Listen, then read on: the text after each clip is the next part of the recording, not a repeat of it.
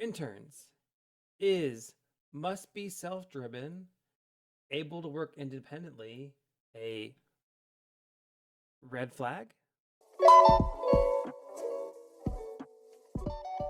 And the post was deleted by the OP. So they go on to say, I had a poor experience with my last internship.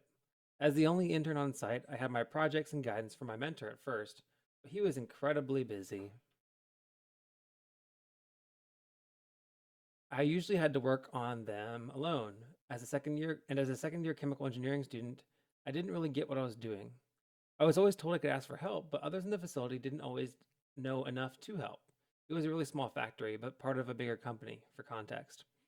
I constantly felt clueless and like I needed help that I wasn't getting, but asking 1,000 questions made me feel incompetent. For the last few things left, I just couldn't push them all the way, and my mentor's consistent absence didn't help. I also didn't really enjoy the work, to be fair. It was very mechanical engineering adjacent, and I hated the factory. They hadn't had interns for a while due to COVID, and he was kind of young, so he didn't have a ton of experience with interns. What I pieced together about the last guy was that no one really knew him. They remembered he was tall and spent most of every day redoing the database at his computer alone. So, for listings that advertise independence, self starter, etc., is that a red flag? Or was this an abnormal experience? I really haven't had that kind of coursework that includes high level labs, detailed flow diagrams, or anything of the sort. It makes me think that'd be a restricting factor, if anything.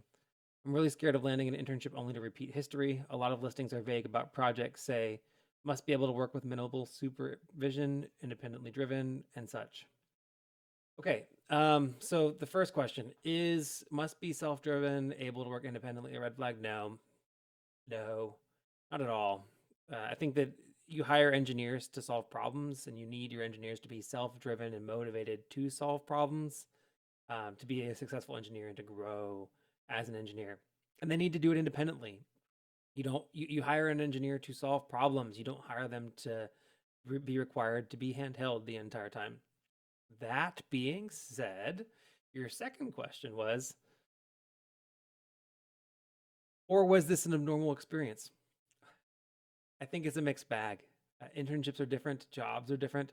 Some companies have more structured internship programs. Some companies have projects in mind for their interns. Some projects integrate their interns into the flow of active projects. Some companies integrate interns into an intern specific project that's really not even affecting the business at all. It's just like a side hustle to see if you are the kind of person they want to give a return offer to. So I think that it just depends. And I don't think that whether or not the job description for the internship says must be self driven, able to work independently is the red flag. I think, as an intern, it's a little bit harder to be selective with internships than maybe full time jobs, but there are ways that you can kind of feel these kinds of things out when you are interviewing for an internship. Because remember, when you're interviewing for a job or an internship or anything, you're not only interviewing for yourself, you're also interviewing the company to see if you think they'd be a good fit for you, not just them deciding whether or not they want to give you an offer. You're never required to take any offer that you get. So questions you could ask are like, hey, what kind of mentorship will I have in this role? Um, how many interns have you had at this job? Do the interns do active project work for like active ongoing things around the facility, or do they more so greenfield, their own unique intern specific projects?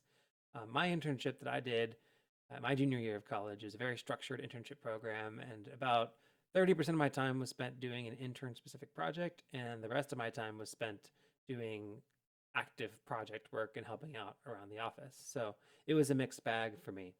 But again, every internship's different. And I think that based on your experience, maybe you could think of some tactful ways to ask questions whenever you are interviewing for your next round of internships to kind of feel out the place and see if it's related to you. That being said, you said you constantly felt clueless and like you needed help that you weren't getting, but asking 1,000 questions made me feel incompetent. Yeah, I mean, that's pretty normal. I mean, nobody really expects an intern to really come in and solve all their problems. If a company is relying on the contributions of an intern to keep the company alive, most likely an intern that they only get for the entire summer. That's not a very successful company. So they probably don't. The internship really is more of a recruitment type thing, right? Trying to find really good people to come work for the company. And they get an entire summer basically to interview you before deciding to give you a full time job. Um, and then maybe if they get a little bit out of you, that's ideal. But you said you felt like you were asking 1,000 questions. I know that's probably an exaggeration, but a good bit of advice for you is to maybe have a conversation with your mentor. I know that they said they were constantly absent. They were probably overworked, is what they were, and they didn't really budget the time to really take care of an intern, which is unfortunate. Is not the case for some of the people that I work with. I actually talk to people and they say, "Oh, I can't take an intern because I don't have the time to give them a good experience." That's what my coworkers say when they talk about interns. For you, I mean, a conversation that I would have with my manager early on, whenever I realized that he was pretty absent, is like, "Hey, what's the best way for me to get support with you?" And then schedule a recurring, maybe weekly, one-on-one, or even like a daily or every other day stand-up meeting with your mentor, so that way, like a 15-minute just check in every single day where you have it on the calendar that you guys are checking in about what you're working on. If you structure things right, if you have like a structured time to ask questions, then that will make things really, I think, easier to get that kind of information out of your mentor. So you're kind of managing your manager, right? um, I remember my first internship that I had. I got the feedback, and this was some really good feedback from a really good manager. Thank you, Nathan, for being this person in my life. But I constantly was peppering him with little questions all the time, and some of the questions were questions that I already asked him before. So he kind of just like he said, "Hey, stop, Daniel, stop. I I need you to be more thoughtful about how you approach me for questions." I was like, "Oh, like I need you to be more respectful of my time." And maybe he didn't say it this way, but that's the way I took it, right? So what I did is I kept a notebook, and it was kind of like the Bible for interns. Like, this is the every bit of notes, every single thing that you need to learn for every other intern, and it was kind of like the handoff documentation for the internship. And as part of that, I just kept all my notes, organized them, kept them very organized. And then when something came up that wasn't in my Bible, I'd jot it down, and then whenever I saw that he was available for questions, like he was like kind of in a lull, and he wasn't in the middle of something, then I'd say, "Hey, Nathan, I've tried these things. I'm stuck." That was the other thing. When I first started asking him questions, he'd be like, "Well, what did you try?" I'm like, "Nothing." And I was like, "Oh." So what I'm saying is take good notes, collect your questions. Don't try to pepper your manager with questions all the time. And also, whenever you do ask the questions, make sure that you've actually tried to solve the problem, because again, you're the aspiring engineer, right? You're the one that's going to be the problem solver. So you need to take the time, show that you've tried to solve the problem, and then obviously if you're stuck, then go ask for help. So, but no, being self-driven, able to work independently in a job description is not a red flag. And was your experience abnormal? No.